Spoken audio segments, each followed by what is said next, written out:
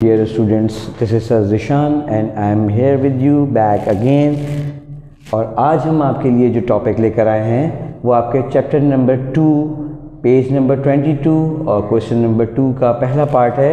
This is CPU central processing unit. और हम central processing unit thoroughly आपको previous lecture में डिफ़ाइन कर चुके हैं। अब हम आपको आज CPU के पार्ट्स के बारे में बताएंगे। There are 4 parts of CPU। CPU के 4 पार्ट्स होते हैं। Number 1 CU central control unit, ALU arithmetical logical unit, MU memory unit and 4th one register. तो हम पहले CU को इस वक्त जो है डिफ़ाइन करते हैं। सेंट्रल प्रोसेसिंग यूनिट में जो आपका तमाम तर प्रोसेसिंग का काम चल रहा होता है, अमल चल रहा होता है, इसमें सबसे बड़ा अमल होता है कंट्रोल यूनिट का। जब भी कभी आपने देखा होगा कि ट्रैफिक सिग्नल अगर माल फंक्शनिंग की वजह से जो है वो काम ना कर रहा हो तो किस कदर ट्रैफिक जैम हो जाता है और कितनी बेतरतीब ट्रैफिक का निज़ाम हो जाता है, किसी को भी रास्ता नहीं मिलता। इसी तरह से जब डेटा एंटर किया जाता है या कोई भी more than 1 task at a time perform हो रहा होता है, आपने मल्टी यूज़र ऑपरेटिंग सिस्टम में ये पढ़ा था, तो जब एक से ज़ायद टास्क एक वक्त में परफॉर्म हो रहा होता है तो प्रोसेसर को और मेमोरी को दोनों को बड़ी तेज़ी से वर्किंग करनी पड़ रही होती है।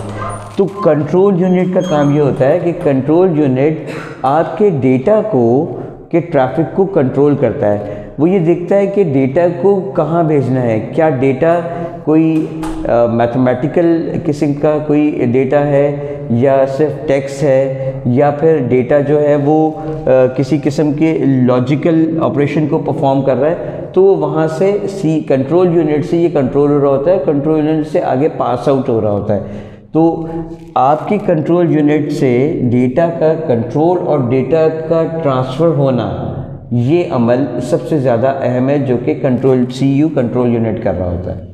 नंबर 2, जब कंट्रोल यूनिट इसको देख रहा होता है तो अगर ALU को पास आउट किया जाता है डेटा कंट्रोल यूनिट की तरफ से, और उसमें ये देखा जाता है ये जो ALU है वो divided into 2 parts, arithmetical and logical.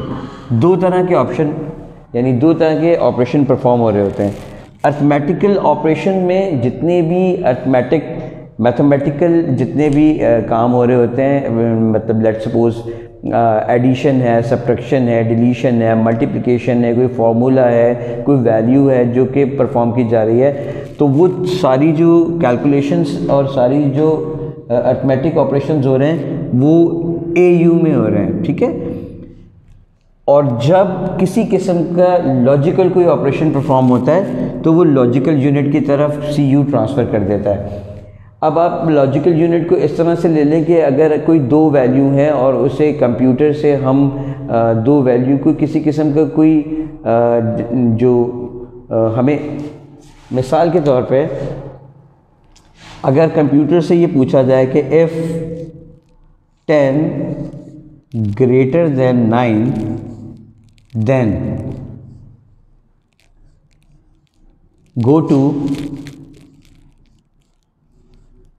100।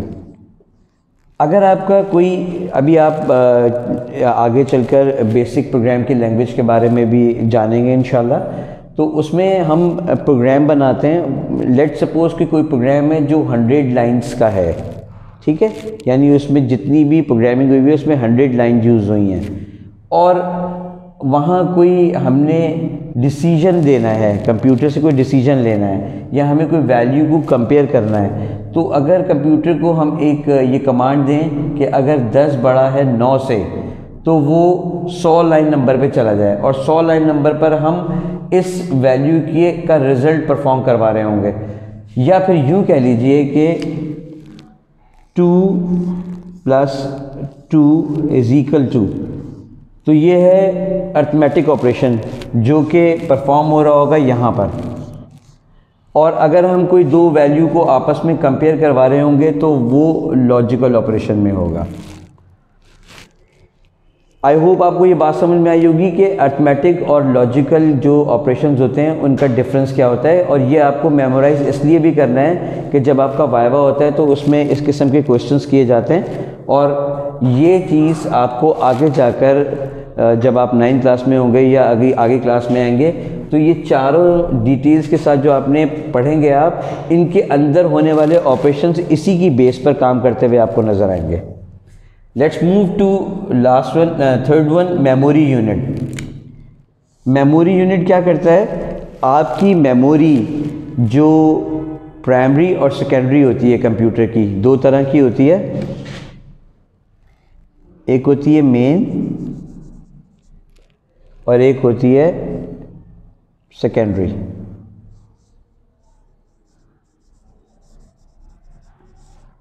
Main memory computer की अपनी मेमोरी होती है, जैसे कि RAM and ROM. RAM stand for random access memory, ROM stand for read only memory. जब तक आपका कंप्यूटर स्विच ऑफ नहीं होता और आप जो भी एक्शन या जो भी आप ऑपरेशन परफॉर्म कर रहे होते हैं, कंप्यूटर आपको स्पेस फराहम करता है, मेमोरी फराहम करता है कि आप वो अपना टास्क परफॉर्म कर लें। लेकिन अगर आप अपना टास्क परफॉर्म करने के बाद उसे आप सेकेंडरी स्टोरेज में सेव नहीं करते, तो जब आप अपना स्विच ऑफ करते हैं कंप्यूटर, या फिर इलेक्ट्रिसिटी पावर फेलियर की वजह से आपका सिस्टम स्विच ऑफ हो जाता है, तो वो डेटा आपका लॉस हो जाता है, यानी टेम्परेरी होता है जब तक आपका सिस्टम ऑन है। अगर आप उसे, ये तो यकीनन ये जो है वो टेम्परेरी स्टोरेज हो गया, और जब आप इसे सेकेंडरी स्टोरेज में सेव कर लेते हैं, लेट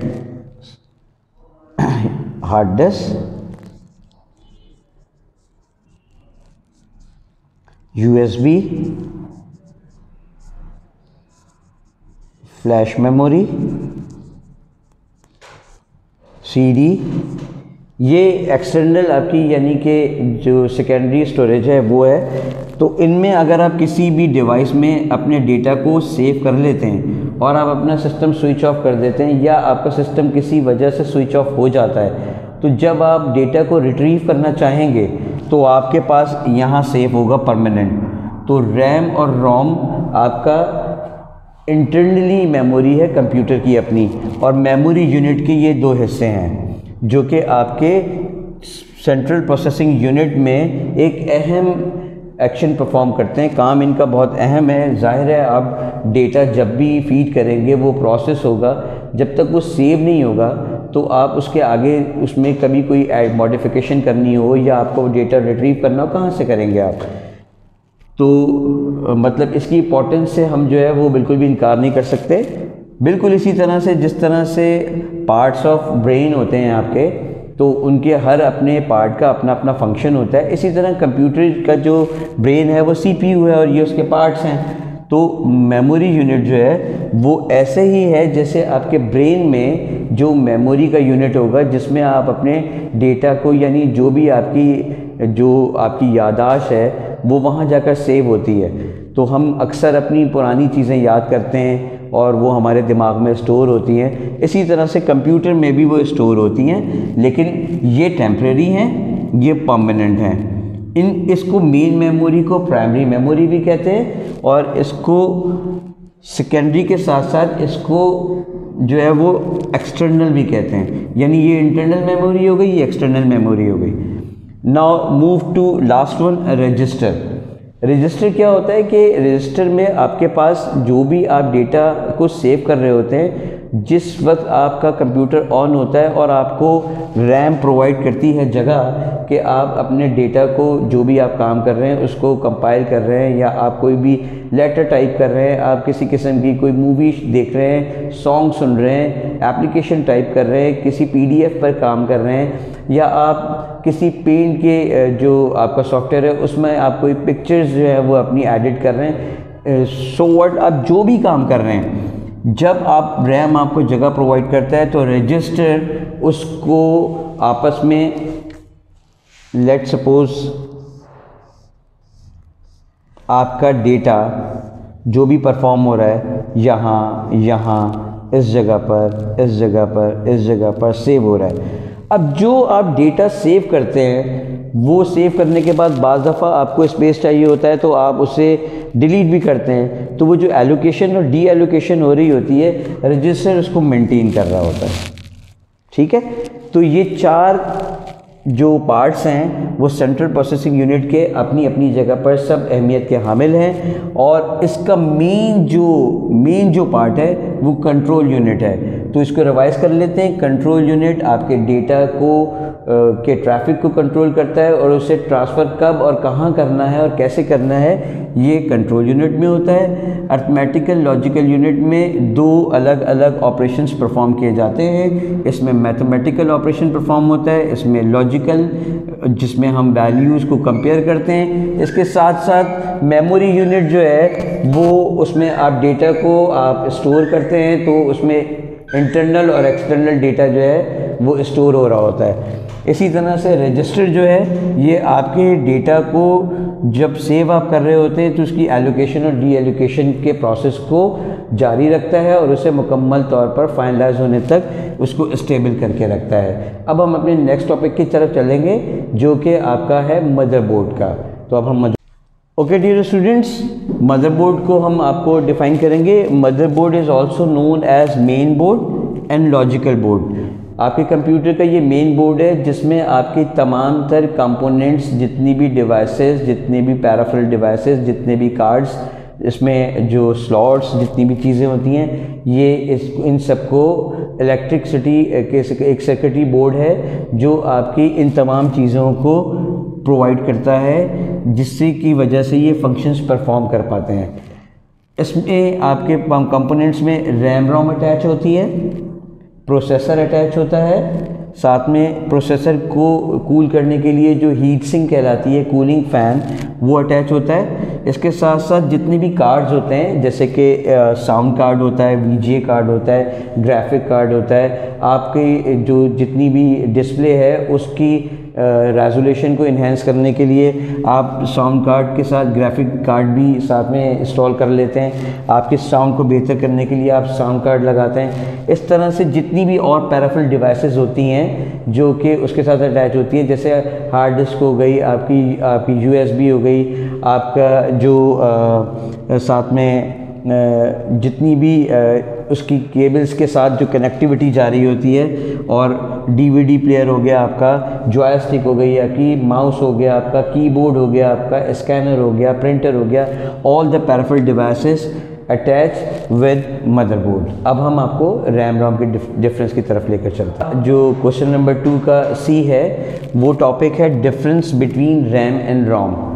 आई होप, बल्कि आई एम श्योर कि आप जानते होंगे कि रैम और रोम क्या होती हैं। अभी आपको प्रीवियस बताया कि ये आपकी मेमोरी होती है कंप्यूटर की, और रैम जो है वो आपकी इंटरनल, और रोम दोनों इंटरनल मेमोरी है। But there is the difference between RAM and ROM. Actually RAM जो है वो वॉलेटाइल है, और उसमें जो रैम में जितनी भी RAM stand for random access memory, और रैम वॉलेटाइल है कि जब तक इसे वोल्टेज मिलेगा ये आपको स्पेस फराहम करेगा और डेटा को स्टोर करके रखेगा। लेकिन पावर फेलियर की सूरत में या स्विच ऑफ हो जाने की सूरत में अगर आपने उसे सेकेंडरी स्टोरेज में नहीं किया है तो वो आपका डेटा लॉस हो जाएगा। जबकि जब आपका सिस्टम तैयार होता है तो उसमें रोम जो होती है वो उसमें प्री डिफाइन एक जो प्रोग्राम होता है वो पहले से बाय डिफ़ॉल्ट मौजूद होता है। अगर आपका सिस्टम स्विच ऑफ भी हो जाए और तो जब आप दोबारा स्विच ऑन करते हैं तो रोम जो है वो आपकी तमाम तर पैराफिल्स को रीड करके उसकी बायोस को चेक करके और आपको दोबारा से सिस्टम को यानी आपके जितनी भी रैम ने जो काम करना है वो उसको इस काबिल बना देता है कि आपका डेटा स्टोर कर सके।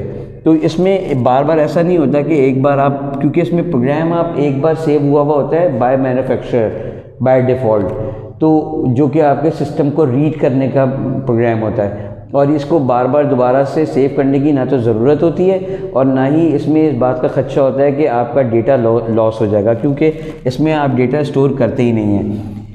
रैम में आप रीड भी कर सकते हैं, राइट भी कर सकते हैं, लेकिन रीड इस तरह से कि आप डेटा रिट्रीव करते हैं तो रैम आपको डेटा जो है वो लोड करके रिट्रीव करके देती है, और राइट का मतलब ये होता है कि जो भी आप काम कर रहे होते हैं उस डेटा को आप टेम्परेरी सेव भी कर रहे होते हैं। ये सिर्फ रीड ओनली होती है, जैसे कि रीड ओनली मेमोरी अपनी एब्रीवेशन से भी ये जाहिर है, ये डेटा को सिर्फ रीड करती है। रीड करने से मुराद ये कि जब आप अपना सिस्टम स्विच ऑन करते हैं तो रोम का काम ये होता है कि वो बेसिक इनपुट आउटपुट सिस्टम का जो आपका सारा सिस्टम है उसे रीड कर ले और देख ले कि कहीं कोई प्रॉब्लम तो नहीं है। अब जाहिर है कि जब स्विच ऑन होगा और आपका डेटा जब तक सेफ रहेगा तो this is called temporary memory, इसीलिए इसे वॉलेटाइल भी कह रहे हैं। वॉलेटाइल जो है वो वोल्टेज से निकला है और इसी वजह से इसको टेम्परेरी जो है वो मेमोरी कहा जाता है। ये परमानेंट इसलिए है कि जब आपका सिस्टम तैयार होता है तो जो आपका सिस्टम का मैन्युफैक्चरर है वो बाय डिफ़ॉल्ट उसमें जो प्रोग्राम सेव कर देता है रीड ओनली का, वो परमानेंट होता है। आपका पावर फेलियर हो जाए या आप सिस्टम खुद स्विच ऑफ कर दें, उससे रोम को कोई फ़र्क नहीं पड़ता, उसमें जो डेटा बाय मैन्युफैक्चरर है वो परमानेंट होता है। तो आई होप कि आपको ये तीनों क्वेश्चन समझ में आए होंगे। पेज नंबर 22 क्वेश्चन नंबर 2 के 3 ये ABC हैं जो कि आपके होम असाइनमेंट में है। PDF में हम आपको इन क्वेश्चंस की डिटेल भेजेंगे और आई होप कि इसे आप कॉपी डाउन करने के साथ साथ मेमोराइज भी करेंगे। Enough for today, thanks for watching, अल्लाह हाफ़िज़।